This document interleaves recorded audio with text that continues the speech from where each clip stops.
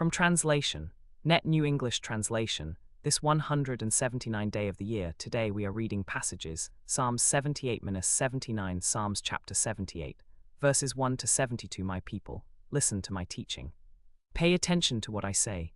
I will declare a wise saying. I will explain insights I have had since ancient times, which we have heard and known, which our fathers have passed down to us. We will not hide them from their descendants. We will tell the next generation about the praiseworthy deeds of the Lord, about his strength and the amazing things he has done. He established a rule in Jacob. He set up a law in Israel. He commanded our ancestors to make his deeds known to their descendants, so that the next generation, children yet to be born, might know about them. They will grow up and tell their children about them. Then they will place their confidence in God. They will not forget the works of God, and they will obey his commands. They will not be like their stubborn ancestors, a rebellious and defiant generation, whose hearts were not loyal to God, whose spirits were not faithful to him. The men of Ephraim were armed with bows, but they retreated in the day of battle. They did not keep God's covenant and refused to obey his law. They forgot what he had done, the amazing things he had shown them. He did amazing things in the sight of their ancestors, in the land of Egypt, in the region of Zoan. He divided the sea and led them across. He made the water stand up like a heap. He led them with a cloud by day, and with a bright light all night long. He split the rocks in the wilderness, and gave them water to drink in abundance. He made streams flow from the rock. He brought water out of the rock, and made streams flow down like rivers. But they continued to sin against him, and rebelled against the Most High in the desert.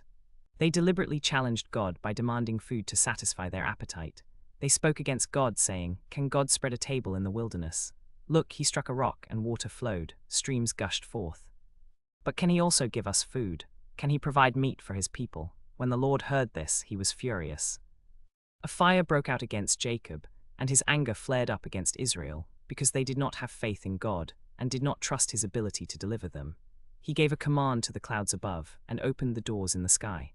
He rained down manna for them to eat. He gave them the grain of heaven. Man ate the bread of the mighty ones. He sent them plenty of food. He made the east wind blow in the sky, and by his power he led forth the south wind.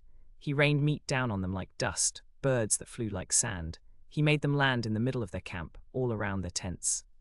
They ate until they were full. He gave them what they desired.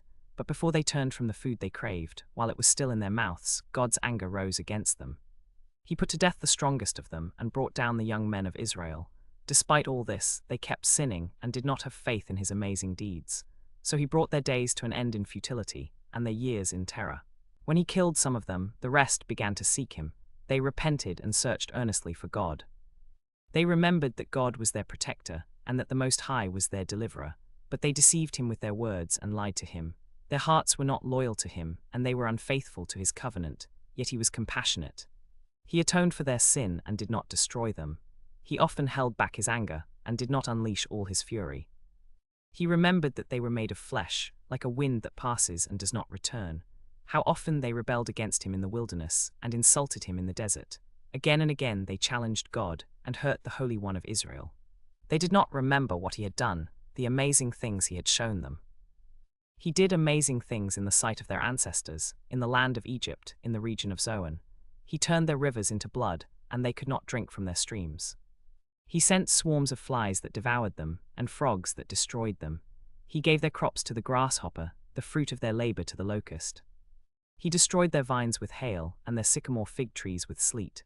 He surrendered their cattle to the hail, their livestock to bolts of lightning. He sent against them his raging anger, fury, indignation, and calamity, a group of destroying angels. He prepared a path for his anger. He did not spare them from death, but handed them over to the plague.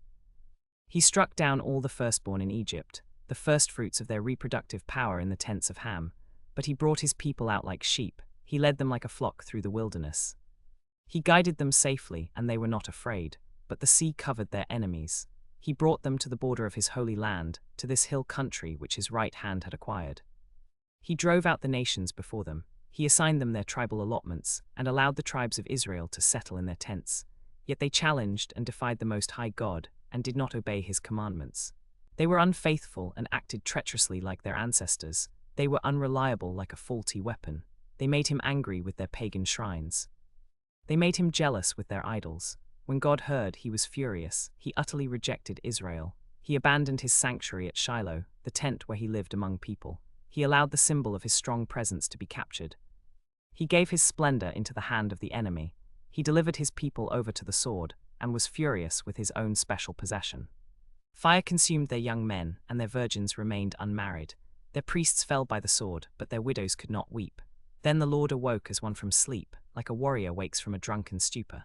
He beat his adversaries back, he put them to a perpetual disgrace. He rejected the tent of Joseph, he did not choose the tribe of Ephraim. He chose the tribe of Judah and Mount Zion, which he loved. He built his sanctuary like the heavens, like the earth which he established forever. He chose David his servant, and took him from the sheep pens. He brought him from tending ewes to shepherd his people Jacob, to be the ruler of Israel, his people. He cared for them with a true heart, and led them with skilled hands. Psalms chapter 79, verses 1 to 13, a psalm of Asaph. O God, the nations have invaded your land, they have defiled your holy temple, they have laid Jerusalem in ruins. They have left the dead bodies of your servants as food for the birds of the sky, the flesh of your loyal followers to the wild beasts of the earth. They have made their blood flow like water all around Jerusalem, and no one is left to bury them. We have become an object of reproach to our neighbors, a source of mockery and derision to those around us. How long, O Lord? Will you be angry forever? How long will your rage keep burning like fire? Pour out your anger on the nations that do not recognize you, and on the kingdoms that do not pray to you. For they have devoured Jacob, and devastated his homeland. Do not hold us accountable for the sins of earlier generations. May your compassion quickly meet us, for we have become very weak. Help us, O God, our deliverer. For the sake of your reputation, rescue us. Forgive our sins for the sake of your name. Why should the nations say, where is their God? Before our very eyes, let it be known among the nations that you avenge the spilled blood of your servants. May the groans of the prisoners reach you. By your great power preserve those who are condemned to die. Pay back our neighbors in full, O Lord. May they be repaid for what they have done. Then we, your people, the flock of your pasture, will thank you forever. We will declare your praise from generation to generation.